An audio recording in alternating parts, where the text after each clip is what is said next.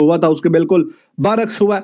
180 degree या 360 degree जितने भी डिग्री का आप बोल लें, एंगल 180 मेरे ख्याल में होता है, 360 तो पूरा ही हो जाता है ना दायरा। तो 180 डिग्री जो है इसमें तब्दीली आई है और ओवरऑल ये जो दिन है ये लड़कियां भी गंदा मैच हारी वहां से। खैर आज तो थोड़ी फाइट की, पिछला वाला मैच तो 100 पे आउट हो गई थी, ये वाला भी अंडर 19। तो it was not good day for Indian cricket fans, but this is what it is जो है आपके सामने।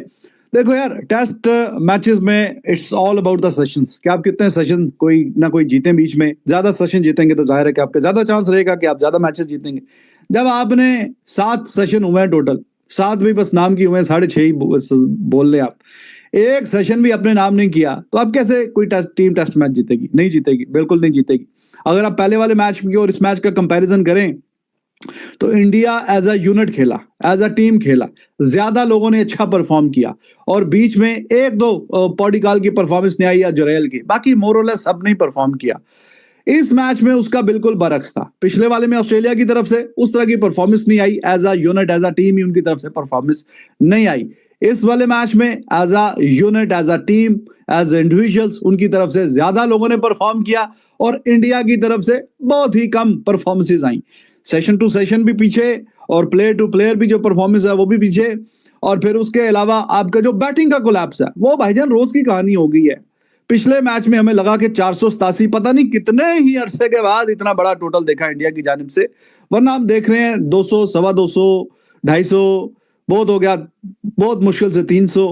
तो जब आप पूरे मैच में 80 ओवर खेलेंगे, 80-82 ओवर में निपट जाएंगे, इतना तो पिछले मैच क्यों जीता इंडिया?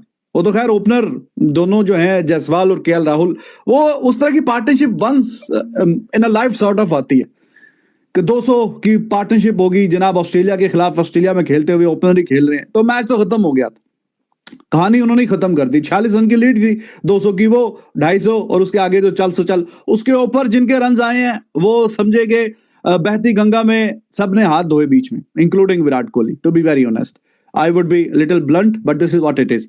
अगर वो 100 ना भी आता, 20, 30, 25 भी आते विराट कोहली के, तब इंडिया वो मैच जीता हुआ था। This was the moment, this was the day, और this was not the day. वो तो कल ही आउट हो गया, मतलब पहला और दूसरा दिन जब यहाँ पे 2 बारियां थी उसमें रन करने थे।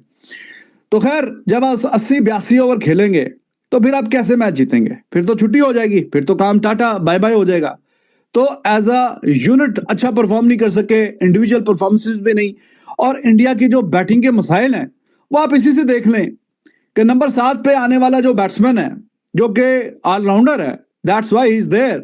अगर सिर्फ उसको शायद कि आप एज अ बैट्समैन डालें तो टीम इंडिया में जगह ना बने, अगर आप शायद एज अ सिर्फ बॉलर भी डालें तो टीम इंडिया में जगह ना बने।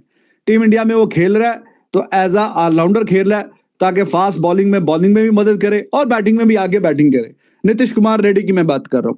जब आपने 4 इनिंग्स खेली अभी तक और 4 में से 3 इनिंग्स में आपका नंबर 7 पे जो आ रहा है बैट्समैन वो हाईएस्ट रन स्कोरर बन रहा है, इट शोज कि बड़े मसाइल हैं। ऊपर के 6 वाले 4 में से 3 बारियों में उससे कम रन बना के जा रहे हैं।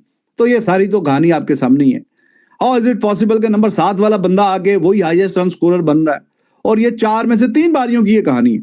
इसका मतलब है कि बड़े मसाइल हैं, बैटिंग को लेके आप उन पर भरोसा नहीं कर सकते। तो बैटिंग मेन वजह वजह है कि जिस वजह से ये टीम हार रही है। जो घर में भी हारी है 3 मैच, उसमें भी ज्यादा जो मसला था, ज्यादा परेशानी थी, वो बैटिंग की थी। अगर इनसे 150 चेज नहीं हुआ तो बैटिंग की वजह से मैच हार गए ना। बॉलर्स तो फिर भी कहीं ना कहीं न्यूजीलैंड को भी ठीक 250, 200, 250, 260 पे रोक रहे थे। बैटिंग ही जब उससे कम करेगी, 180 इस मैच में भी देखें, 180 और 175, 74 वट एवर जो भी किया, तो कैसे मैच जीतना? कहानी तो खत्म। तो बैट्समैन जब तक दोनों इनिंग्स के मिला के कोई 250 कम से कम नहीं करेंगे तो कैसे मैच जीतेंगे? भाई 250 करने से भी गए तो फिर मैच नहीं जीता जाता, फिर जो कहानी है वो गोल हो जाएगी। And this is what happened actually. पहली वो चलो ट्रेविस हेड को दे दिया इन्होंने player of the match, but Starc जिस तरीके से उसने आग निकाली है पहली बारी में, खास करके उसने ऑस्ट्रेलिया की जीत की जो है बुनियाद तो उसने रख दी थी। बॉलर्स को कहीं अंडर एस्टिमेट कर देते हैं। खैर ट्रेविस हेड भी बहुत अच्छा खेल के गया, 140 रन उसने। गाइस भारत और ऑस्ट्रेलिया के भी खेले गए दूसरे टेस्ट मैच में भारतीय टीम की लचर बल्लेबाजी के कारण भारत ये मैच हार गया और ऑस्ट्रेलिया सीरीज में बराबरी पर आ गया है। अब सीरीज 1-1 से हो गई है। भारत की बल्लेबाजी बहुत ही खराब चल रही है। भारत को अपनी बल्लेबाजी पर सुधार करना पड़ेगा, खासकर रोहित शर्मा और विराट कोहली। जब दो बड़े खिलाड़ी नहीं चलते हैं तो बाकी से क्या उम्मीद की जाए, क्योंकि कोहली और रोहित शर्मा इंडियन टीम में सबसे सीनियर खिलाड़ी हैं और दोनों ही फेल हो रहे हैं। नीचे आकर नीतीश रेड्डी ही अच्छी बल्लेबाजी कर रहा है। अब तक 3 इनिंग्स में सबसे ज़्यादा रन बनाने वाला स्कोरर है, क्योंकि वह 42 रन बनाए हैं। तीनों पारियों में 42-42 की इनिंग्स खेली है, मगर भारत का कोई भी बल्लेबाज अच्छी पारी नहीं खेल पाया है। पिछले मैच में भारतीय बल्लेबाजों ने अच्छा प्रदर्शन करा था तो भारत मैच जीत गई थी, मगर इस मैच में भारतीय बल्लेबाजी बिल्कुल ही डूबी हुई नजर आई।